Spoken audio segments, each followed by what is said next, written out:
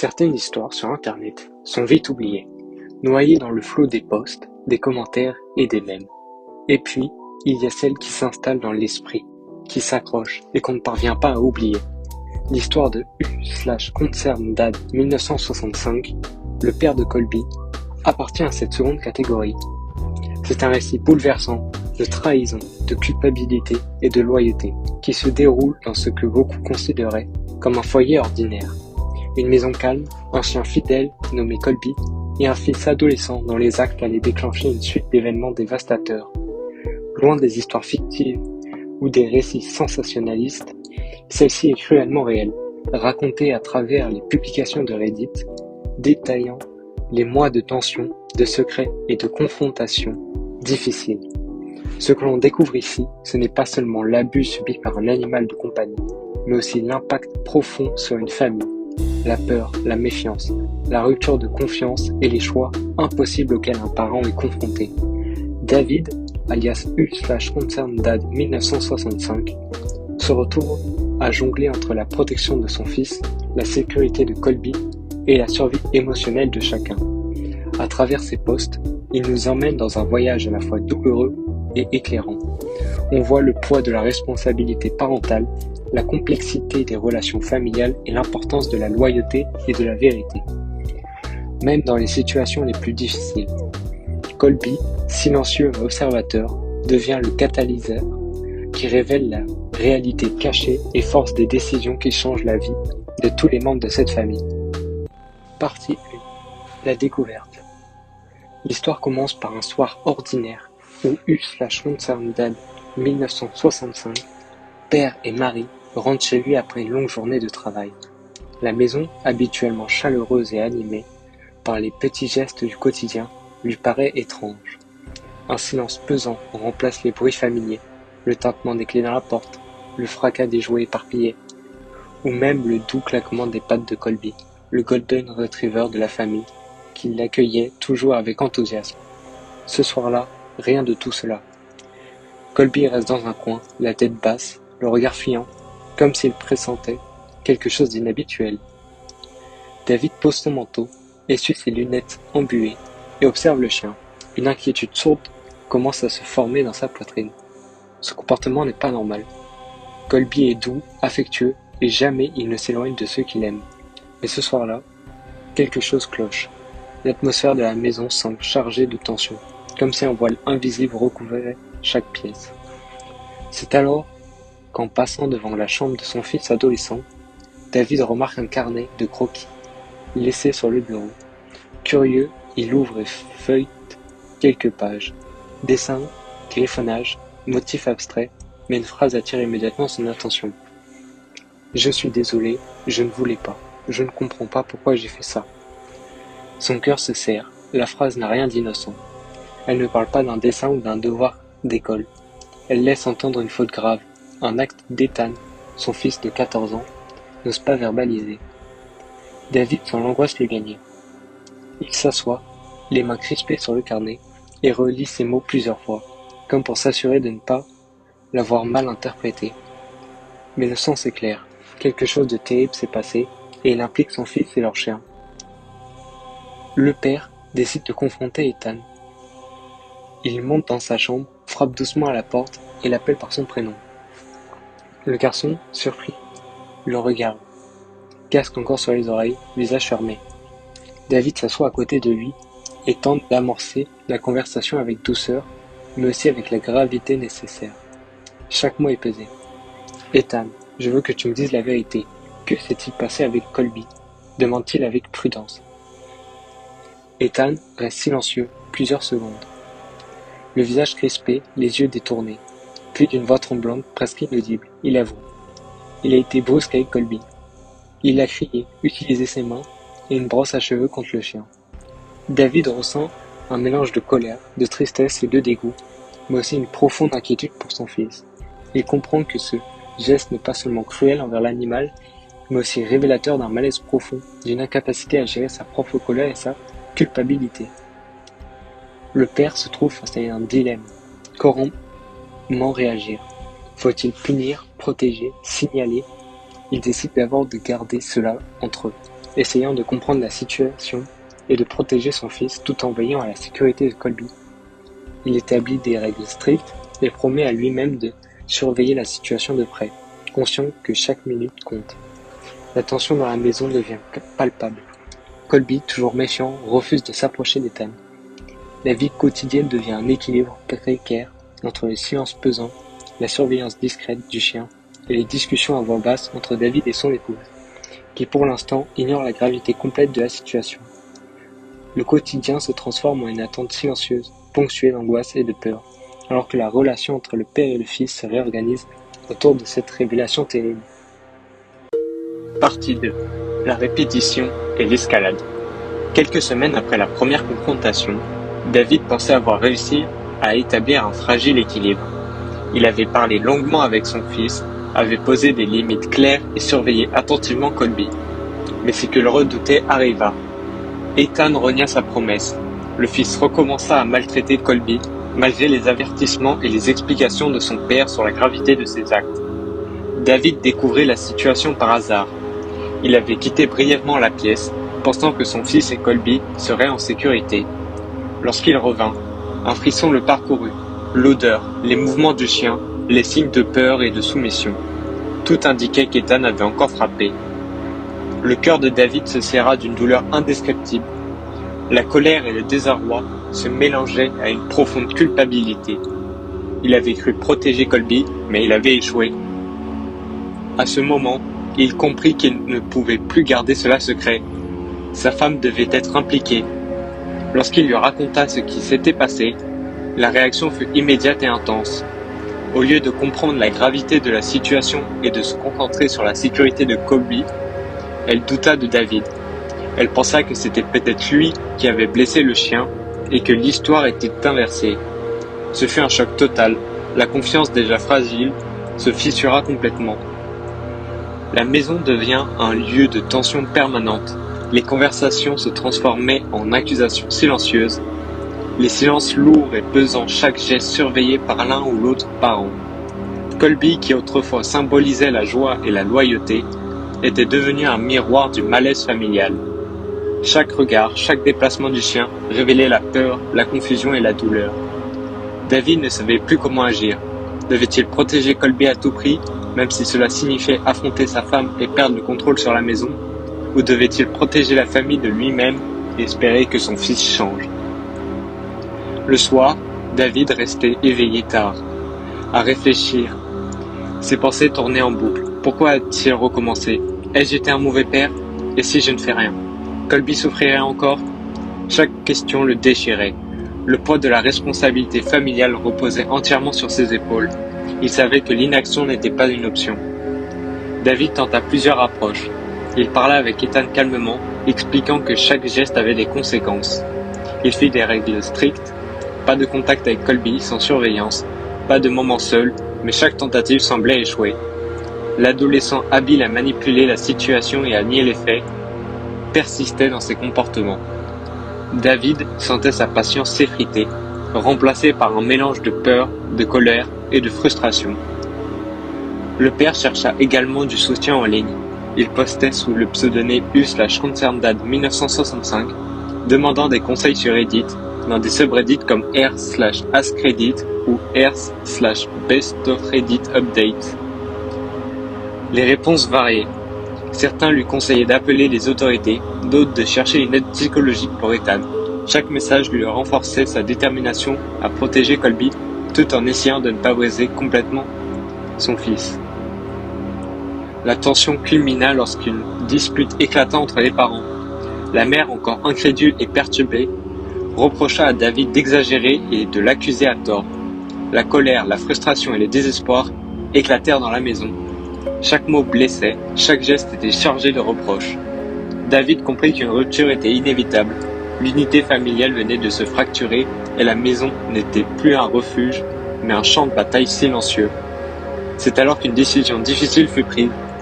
David quitta temporairement la maison, laissant Colby sous la surveillance de sa femme, tout en restant en contact distant avec son fils. Il trouva refuge chez des amis, un endroit sûr pour lui et pour le chien. Chaque jour, loin de la maison, était douloureux, mais nécessaire. il se concentrait sur la sécurité de Colby et sur le maintien d'un minimum de contact avec son fils, dans l'espoir que la situation se stabilise. La répétition des abus, la négation et la méfiance transformèrent la famille en un équilibre précaire, fragile et incertain. La maison autrefois lieu de chaleur était désormais un espace où la douleur, la peur et le doute dominaient. Dans ce chaos, David commença à comprendre que protéger Colby signifiait parfois prendre des décisions impopulaires, mais vitales pour la survie et la sécurité de tous les êtres innocents dans cette tragédie familiale. Partie 3. La confrontation et la morsure. Les semaines passèrent dans une atmosphère de tension insoutenable. David, alias U/Concerned 1965, vivait désormais chez des amis, surveillant de loin ce qui se passait dans la maison familiale. Chaque appel de sa femme, chaque silence de son fils, chaque absence de nouvelles de Colby le remplissait d'angoisse. Il se sentait impuissant, incapable de protéger le chien et de rétablir l'ordre dans ce qui restait de sa famille. L'isolement forcé pesait lourdement sur son esprit et chaque nuit il revivait les scènes d'angoisse et de trahison, les yeux fermés, incapable de trouver le sommeil. Puis survint un moment crucial. David était au travail, concentré sur ses tâches quand son téléphone sonna. C'était sa femme. La voix tremblante, elle sanglotait. Entre deux pleurs, elle annonça que Colby avait mordu son fils à l'abdomen, nécessitant des points de suture à l'hôpital. David sentit un mélange de soulagement et de colère. Soulagement parce que pour la première fois, Colby avait réagi pour se défendre, montrant qu'il n'était pas simplement une victime passive. Colère parce que cette scène horrible n'aurait jamais dû se produire. Son fils avait encore une fois abusé de l'animal, et cette fois, Colby avait riposté. Le père quitta immédiatement son travail. Il conduisit en hâte jusqu'à la maison familiale, le cœur battant, les pensées confuses. Il savait qu'il allait devoir affronter la tension accumulée et la douleur non exprimée. En approchant, il vit sa femme à la porte, encore en pleurs. Leur échange fut bref, mais lourd de sens. La mère reconnut enfin un demi-mot que Colby n'aurait jamais mordu sans raison et que son mari avait raison depuis le début. Le moment pourtant était fragile. Un mélange de soulagement, de honte et de peur planait dans l'air. David entra dans la maison et se dirigea directement dans la chambre de son fils. Ethan était allongé sur son lit, regardant la télévision, l'air étonné mais distant. David, le cœur lourd mais déterminé, lui parla sans crier, mais avec une fermeté implacable. « Je sais ce que tu as fait. Tu peux nier autant que tu veux, mais moi je sais la vérité. Et si jamais tu touches un animal comme ça encore, je te dénoncerai. Peu importe que tu sois mon fils, c'est dégoûtant et injuste. » Ethan ne bougea pas, mais le malaise était palpable. Le silence qui suivit fut chargé d'émotions. David sentit l'ampleur de la trahison, mais aussi une étrange libération. Pour la première fois, la vérité avait été confrontée, et Colby était enfin en sécurité. Après ce moment intense, David prit Colby dans ses bras, le mettant en sécurité. Sa femme, encore secouée, tenta de le retenir et de l'inviter à rester, mais elle refusa. Il savait que Colby avait besoin de lui et qu'il ne pouvait plus laisser le chien seul dans cet environnement instable. La séparation douloureuse mais nécessaire s'imposait à tous. En quittant la maison, David observa une dernière fois son fils à travers la fenêtre du deuxième étage. Ethan le regardait avec un mélange de vide et de confusion. Aucun mot ne fut échangé, mais l'image resta gravée dans l'esprit de David. C'était la fin d'un chapitre tragique. Colby, fidèle et protecteur, l'accompagnait désormais, symbole de loyauté et de courage face à l'injustice et à la trahison. Le départ marqua le début d'une nouvelle vie pour David et Colby. Ils s'installèrent temporairement chez des amis, le chien retrouvant un semblant de sécurité et de sérénité après des semaines de maltraitance et de peur. La maison familiale, autrefois symbole de foyer et d'amour, était désormais un espace de douleur et de souvenirs brisés. Cette période de confrontation et de crise fut un tournant décisif. Elle révéla la gravité de la situation, força la reconnaissance de la vérité et permit enfin à Colby de se protéger. Pour David, c'était une étape essentielle, même si elle signifiait un éloignement définitif de sa femme et de son fils. La justice émotionnelle et physique de Colby devenait la priorité absolue au prix de lourdes pertes personnelles. Partie 4. Reconstruction et décision finale. Après la confrontation dramatique et la morsure de son fils par Colby, David emporta le chien avec lui et quitta définitivement la maison familiale pour se protéger, tout en assurant la sécurité de l'animal. Il s'installa temporairement chez des amis, un lieu modeste mais stable, où il pouvait enfin respirer, réfléchir et commencer à envisager l'avenir. Colby, épuisé par les mois de tension et de maltraitance, se montra méfiant au début. Il restait proche de David, ses yeux attentifs et sa posture prudente, montrant qu'il devait reconstruire sa confiance.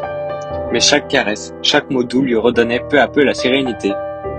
Dans ces jours de calme relatif, David prit le temps de réfléchir à sa situation, à ce qu'il pouvait faire pour protéger Colby et pour gérer son fils et sa femme. La séparation était devenue inévitable. La mère d'Ethan, malgré sa douleur et ses regrets, avait perdu la confiance en David. Les accusations injustes, le conflit et les incompréhensions avaient creusé un fossé impossible à combler immédiatement. Les limites entre amour, protection et responsabilité avaient été franchies. Le divorce inévitable devenait la seule issue raisonnable, même si personne n'en parlait encore ouvertement dans les posts originaux. David passa ses journées à planifier une routine pour Colby. Promenade régulière, alimentation stable, moments de jeu et d'attention. Il comprenait que la guérison de Colby était aussi une reconstruction pour lui-même. Chaque geste affectueux renforçait le lien et réparait petit à petit les traumatismes accumulés. Colby ne parlait pas, mais son attitude témoignait de gratitude et de soulagement. Ce chien silencieux mais loyal était devenu son refuge émotionnel et moral. Parallèlement, David réfléchissait à son fils. Malgré tout ce qu'Ethan avait fait, il restait légalement responsable de lui. Les discussions sur la nécessité de signaler son comportement aux autorités légales traversaient constamment son esprit. Il savait que le silence ne garantissait pas la sécurité future de Colby ou d'autres animaux. Mais dénoncer son fils représentait un dilemme moral et émotionnel immense. Comment punir, protéger et enseigner en même temps? Il était tiraillé entre colère, désespoir et amour paternel. Les interactions avec sa femme furent limitées mais significatives. Après la confrontation initiale, elle avait exprimé ses excuses, des regrets sincères et la reconnaissance de la vérité concernant Colby. Ils partagèrent quelques moments de discussion brèves mais émotionnels, pleurant ensemble la perte d'une famille intacte. Pourtant, David savait qu'il n'était pas prêt à retourner dans la maison. Il devait protéger Colby avant tout. La séparation, bien que douloureuse, était la décision la plus lucide et la plus juste. Au fil des semaines, le quotidien retrouva un rythme et Colby rétablit progressivement sa confiance. Il suivait David, s'asseyait près de lui, retrouvait ses habitudes perdues. Chaque soir, les caresses et les mots doux scellaient un lien renforcé par l'épreuve. La présence du chien permettait à David de se recentrer, de retrouver un équilibre psychologique malgré la rupture familiale et la douleur des pertes. Cette période permit aussi à David de comprendre la force silencieuse de Colby. Le chien n'avait jamais parlé, mais sa réaction et sa fidélité avaient forcé des révélations, des confrontations et des prises de décision cruciales. Il avait été le catalyseur de la vérité et de la protection. Le témoin muet mais actif des limites franchies et des blessures émotionnelles. Finalement, David envisage l'avenir avec prudence mais détermination. Il cherche un logement temporaire accueillant pour Colby, prépare un cadre stable et réfléchit à la manière de gérer l'après-divorce, le lien avec son fils et sa reconstruction personnelle. Colby, fidèle et vigilant, est maintenant son compagnon principal, et ensemble ils affrontent le monde avec une relation renforcée par les épreuves. Cette histoire, racontée par U/ConcernedDad 1965, illustre à quel point la loyauté et la protection des êtres vulnérables peuvent guider les décisions les plus difficiles. Elle montre également que certaines vérités, bien que douloureuses, doivent être confrontées pour que la sécurité et l'intégrité soient préservées. L'histoire de Colby et de U/ConcernedDad 1965 est bien plus qu'un simple récit de maltraitance et de conflits familiaux. C'est une plongée dans les méandres de la responsabilité parentale, de la loyauté animale et de la fragilité des relations humaines. Elle nous rappelle que parfois les êtres les plus silencieux, un chien, un fidèle ami, un compagnon discret, peuvent devenir les témoins et les guides d'une vérité que nous n'osons pas affronter. Colby, par sa patience et sa fidélité, a forcé la main de son père, révélant l'ampleur de la situation et la nécessité d'agir, même quand les choix sont douloureux et irréversibles. Cette histoire illustre aussi l'importance de préserver ceux qui sont vulnérables, qu'ils soient animaux ou humains, Elle montre combien le silence, l'ignorance ou la peur peuvent exacerber la souffrance et combien il faut parfois du courage pour affronter la réalité, même au risque de perdre ce qui nous est le plus cher. La douleur de la séparation, la rupture de confiance, le divorce, tout cela fait partie d'un processus de reconstruction nécessaire. David, en choisissant de protéger Colby avant tout, a fait le choix le difficile mais juste, mettant en avant la sécurité et le bien-être d'un être innocent, tout en prenant soin de lui-même et en préparant un futur plus stable. Enfin, cette histoire est un rappel de la force des liens invisibles, même au cœur des conflits, même au milieu de la douleur et de la trahison.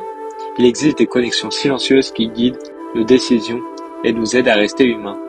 Colby n'a pas parlé, n'a pas exprimé ses peines avec des mots, mais il a laissé son impact. Il a montré que parfois la fidélité, la patience et le courage se manifestent à travers de petits gestes, un regard ou une présence constante, et ces gestes peuvent changer des vies, même au milieu du chaos. Merci d'avoir suivi ce récit jusqu'au bout. Si cette histoire vous a touché ou fait réfléchir, likez, abonnez-vous et activez la cloche pour ne pas manquer nos prochaines narrations. Et surtout, prenez soin de vous.